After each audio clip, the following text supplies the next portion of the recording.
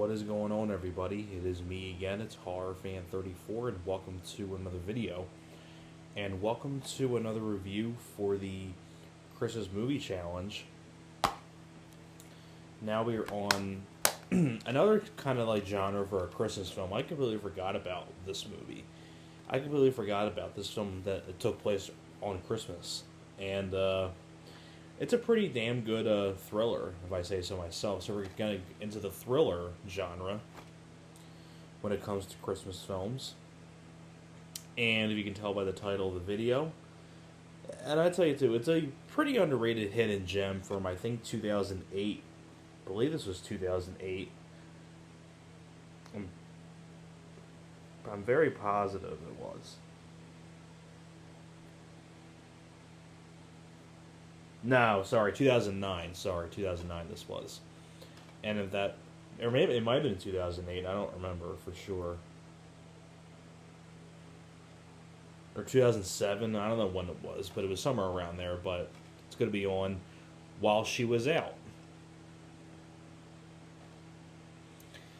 You can see on the cover as far as Kim Basinger. You also have Lucas Haas as your villain. You have Craig Sheffer, who plays her husband. And, I mean, the story is very, very simple. Kim Basinger plays a housewife who has an abusive husband, played by Craig Sheffer. Craig Sheffer, I always know him from Nightbreed and tons of other stuff as well. Kim Basinger, I've always enjoyed her as an actress from, Tim Burton's Batman and L.A. Confidential, a lot of other movies. She basically plays a housewife who is with an abusive husband, played by Craig Sheffer. And, I mean, it's just like, he's always like punching walls and always yelling at her, things like that, kind of controlling. But basically what ends up happening is that on Christmas Eve, she goes to do some last minute Christmas shopping at the mall, and the mall was mobbed with lots of people, a lot of cars, a lot of park spots were taken. She eventually finds a car that is taking up 2 spots, and she gets pissed off about that. So when she does find a parking spot, she leaves a note on the cars calling the person a selfish jerk for taking up 2 spots. However, though, what ends up happening is that she's the only one left at the mall now. Everybody has completely gone.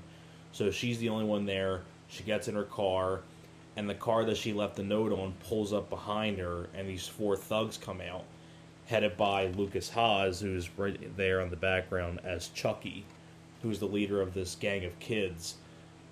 And one thing leads to another. Security guard, they're messing with her. They're going to, try to mess around with her, and a security guard comes over, tries to help her. One thing leads to another. Lucas Haas accidentally shoots the security officer and kills him, and she's a witness to it. So she drives away, and they chase after her, and then it comes to this whole point where she ends up crashing at this construction site where there's new homes being made. So basically she has to fend for herself with this toolbox that she has that she finds in her car, and starts taking off the bad guys one by one who were trying to kill her. And that's the basic idea of the movie. And it's a pretty underrated thriller. First off, like I said, I really like Kim Basinger as the lead. I thought she was really good as the female lead of the film. I know Lucas Haas, that's a guy who's been in a lot of movies. You can see him. There he is. Right there. I always remember him from Witness with Harrison Ford. He was the little Amish kid who witnessed the murder in the bathroom. And he's been in tons of other stuff. Mars Attacks he was in. He had a supporting role in that. Lucas Haas has been in... He was in The Tripper, which is another slasher I enjoy. He was in that as well.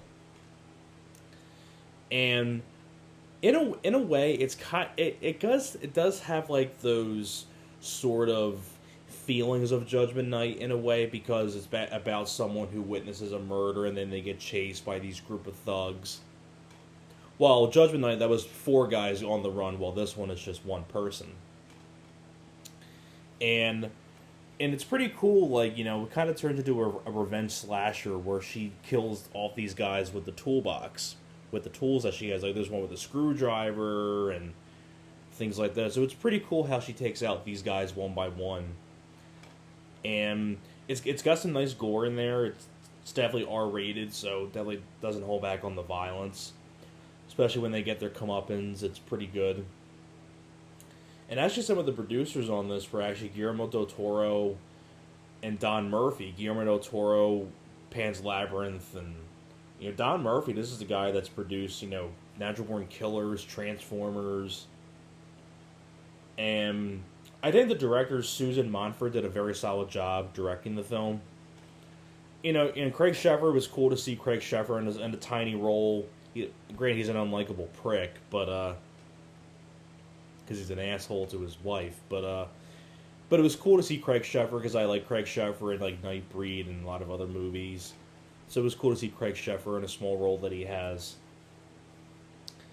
Now, the one thing about this film, though, that I always despised about this film was the way that it ended.